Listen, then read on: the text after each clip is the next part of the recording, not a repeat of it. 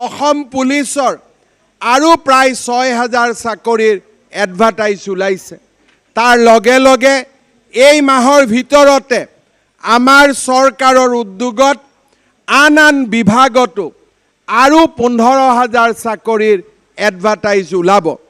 আজি আমি সকলো দুখীয়া মানুহে প্ৰথমবাৰৰ বাবে অসমত মানুহে এতিয়া বুজি পাইছে যে চাকৰি ল'বৰ কাৰণে আমাক দালালৰ দৰকাৰ নাই, টকা পইচাৰ দৰকাৰ নাই, আমাক মাত্ৰ পঢ়িব লাগে বা দৌৰিব লাগে আৰু তেতিয়াই চৰকাৰী চাকৰি আমি পাব পাৰোঁ।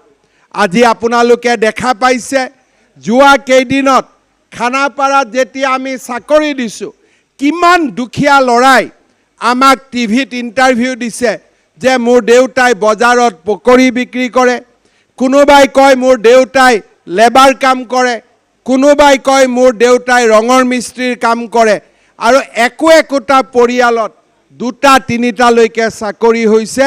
কোনো মন্ত্ৰী আৰু বিধায়কৰ কাৰণে নহয়, পঢ়া শুনা কৰাৰ কাৰণে আজি চৰকাৰী চাকৰি ওলাইছে।